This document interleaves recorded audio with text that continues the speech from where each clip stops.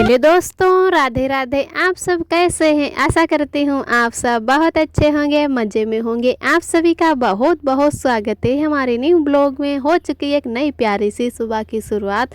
आज तारीख है 28 अप्रैल, दिन है रविवार। तो सभी भैया दीदी हमारे अपने घरों में स्वस्थ और मस्त होंगे। ईश्वर से मेरी यही प्रार्थना है कि अपने जीवन में आगे बढ़ते रहें, तरक्की करते रहें। और आप सभी के आशीर्वाद से मैं भी ठीक हूँ। तो इधर हम लगाने लगे हैं झाड़ू। पहले सुबह के हमारे काम शुरू हो जाते हैं सभी साफ़ सफाई के। हर हाउसवाइफ का यही एक काम है कि सुबह उठकर झाड़ू पोंछा करें, उसके बाद में नहा धोकर खाना बनाएं। तो इधर पहले झाड़ू लगा देते हैं। और अभी हमारे आरब सो रहे हैं। अब 2-3 दिनों से हम बाहर लेटने लगे हैं, क्योंकि कमरे में बहुत ज़्यादा गर्मी लगती है और समय पर लाइट भी नहीं आती है।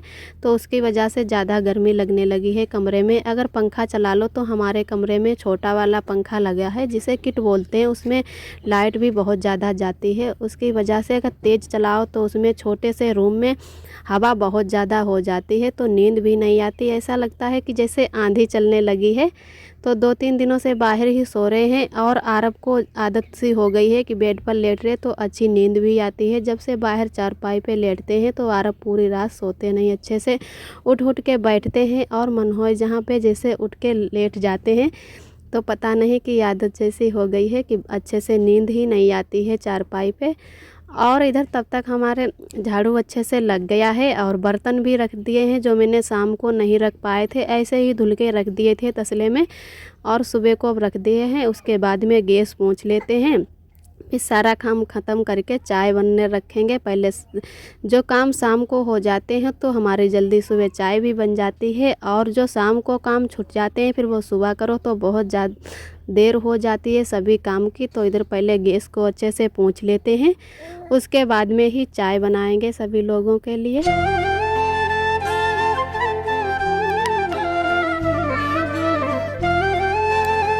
और इधर आ गए हैं हम छत पर खाना बनाने के लिए। तो इधर आके देखा कि बिल्कुल सन्नाटा सा छाया है, बहुत ज़्यादा गर्मी हो गई है। और बिल्कुल पत्ते भी नहीं हिल रहे हैं, कतई हवा ही नहीं चल रही है। उस दिन आंधी आई थी तो मेरा छप्पर बिल्कुल उड़ चुका है। तो डर भी लगा रहता है कि खाना बनाओ तो कहीं आंधी हवा आ जाए तो खाना भी हमारा ख़राब हो जाएगा, बहुत ज़्यादा आउट जाता है। उसकी वजह से जल्दी से यहीं पर सब्ज़ी छौंक देते हैं। उसके बाद में जो भी रोटियां हैं वो नीचे बना लेंगे। तो आज बनाएंगे सोयाबीन की सब्ज़ी।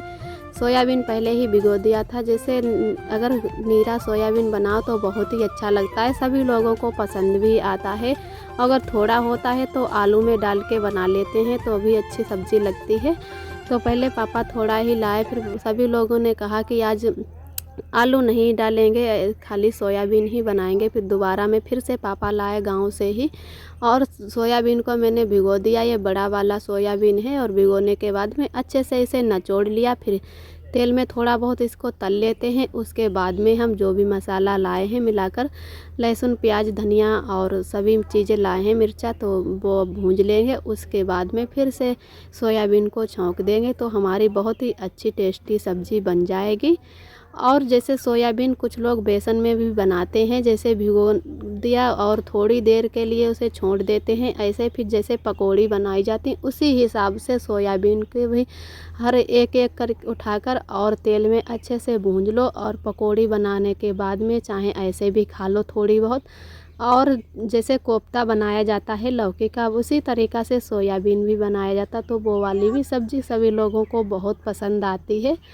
तो इधर हमारा अच्छे से सब्ज़ी भी छौंक चुकी है और इसको यहीं पर बनने देंगे। तब तक रोटी जो हमारी है वो नीचे बना लेंगे। अरब भी हमारे खेलने चले गए हैं, तो मैंने कहा चलो सब्ज़ी ऊपर ही छौंक देते हैं, क्योंकि सब्ज़ी का जो भी सारा मसाला और सब्ज़ी होती है वो नीचे से ही इंतज़ाम करके लाते हैं। तो यहाँ पर सिर्फ छौंक देते हैं। और जो रोटी बनाओ तो उसके लिए ज़्यादा टाइम लगता है, फिर बहुत सामान ऊपर लाना होता है। इस टाइम जैसे हमारी ननद जी भी परेशान रहती हैं, नहीं तो बहुत ज़्यादा हमारे काम में हेल्प कराते हैं। और उधर हमारी सब्ज़ी बनने लगी है, तब तक हम नीचे आकर आटा लगा लिया अच्छे से। उसके बाद में रोटियां सेकना शुरू कर दिया है। जब तक हमारी रोटी सेकेंगी तब तक हमारी उधर सब्ज़ी भी बन जाएगी। एक दो बार देखना होता है कि चूल्हा बुझ जाए तो अच्छे से सब्ज़ी भी नहीं बन पाती है, और ज़्यादा भी चूल्हा नहीं जला सकते। इस टाइम इतनी कंडा लकड़ी सूखी है कि अगर ज़्यादा कंडा लकड़ी चूल्हे में रख दो तो बहुत तेज़ चूल्हा जलता है, और ऊपर जो हमारा छप्पर है तो उसमें आग लगने का भी डर रहता है। तो उसकी वजह से हिसाब से ही चूल्हा भी जलाना होता है। तो एक दो बार देखना होता है कि सब्ज़ी हमारी बनी या नहीं बनी है। तो इधर अब रोटियां सेक लेते हैं तब तक। और सभी भैया दीदी को तहे दिल से बहुत बहुत धन्यवाद। आप सभी बहुत ही प्यारे प्यारे कमेंट करते हो, हमें बहुत ही अच्छा लगता है, बहुत ही खुशी मिलती है। ईश्वर आप सभी को हमेशा खुश रखे, अपने जीवन में आगे बढ़ते रहें। और जो भी भैया दीदी हमारे चैनल पे न्यू आते हैं और लाइक कमेंट नहीं कर पाते हैं, उनको भी तहे दिल से बहुत बहुत धन्यवाद। और अगर हमारा वीडियो पसंद आए तो प्लीज़ लाइक करें और सब्सक्राइब करें और कमेंट करें कि हमारा वीडियो कैसा लगा। ऐसे ही हमारे चैनल से आप सभी दोस्त हमारे जुड़े रहना और अपना प्यार सपोर्ट बनाए रखना। फिर हमारे उधर अच्छे से रोटी भी बन चुकी है और सभी लोगों ने खाना भी खा लिया है, मैं भी खाना खा चुकी हूँ। तो इधर फिर बैठ गए हैं बर्तन धुलने के लिए कि जल्दी से बर्तन भी धुल लेते हैं, आरब को भी नहलाना है। तो पहले जो भी हमारे घर के काम हैं वो काम ख़त्म कर लेते हैं, उसके बाद में आरब को नहला देंगे। आरब भी अब बहुत ज़्यादा गंदे होने लगे हैं, इधर उधर घूमते रहते हैं और बार बार नल पर ही पकड़ना होता है। तो इस टाइम थोड़ा बहुत भीग जाते हैं, और हमारे यहाँ पर इतनी धूल मिट्टी उड़ती है कि बहुत जल्दी तो भीगने के बाद में आरब सारे कपड़े गंदे कर लेते हैं। और पहले बर्तन जल्दी से धुल लेते हैं, उसके बाद में आरब को नहला देंगे। यहीं पर फिर कपड़े धुलने बाहर जाएंगे बगिया को, क्योंकि यहाँ पर पानी बिल्कुल नहीं निकल रहा। पता नहीं इसमें क्या जैसे मेंढक बैठ गया है कि पनारा ही रुंध गया है, बिल्कुल पानी ही नहीं निकलता है। जैसे बर्तन धुलो या कुछ काम करो तो बिल्कुल पूरी चौकी भर जाती है। तो बोल रहे थे कि इसकी खुदाई ही करनी पड़ेगी, देखना होगा कि इसमें क्या फंसा हुआ है, जैसे कूड़ा कचरा फंस गया है या कुछ और ही बैठा है। तो बिल्कुल पानी ही नहीं निकल रहा, बहुत ज़्यादा दिक्कत होने लगी है पानी की वजह से। और जब तक मैंने इधर बर्तन धुले तब तक हमारे यारब किचन में ही बैठे खेल रहे थे, क्योंकि घर में कोई नहीं था खिलाने वाले जो आरब को बाहर लेकर जाएं। तो मैंने आरब को जैसे एक कटोरी दे दी खेलने के लिए, और जो हमारा तावा रखा हुआ था गैस के पास तो वो आरब ने अपने आप ही उठाकर इधर डाल दिया है, और उसके साथ में ही कटोरी बजाने लगे हैं और बहुत देर से खेल रहे थे। तब तक हमारा उधर सारा काम भी हो गया था, बर्तन भी धुल चुके थे, और चौकी साफ़ करके मैंने आरब को सोचा कि यहीं पर नहला देते हैं, उसके बाद में ही कपड़े धुलने बगिया जाएंगे। तो आरब को साथ साथ में देखते भी रहे और आरब को खिलाते भी गए हैं। तो इधर किचन में ही बैठकर आरब हमारे खेलने लगे। और इधर हम आरब को लेकर आ गए थे बगिया, क्योंकि हमारी पड़िया धूप में बंधी थी तो उसको बांधना था छेरी में। तो इधर देख रहे हैं कि चिड़िया बहुत अच्छे से नहा रही है। जैसे नांद में पानी भर दिया जाता है, जो भी पशु पक्षी आते हैं तो वो पानी अपने पी लेते हैं, उसकी वजह से हमेशा नांद में पानी भर दिया जाता है। तो एक चिड़िया नहाकर चली गई है और अब दूसरी चिड़िया नहाने आ गई, तो बहुत अच्छे से पंख अपने खिला खिला कर नहा रही थी।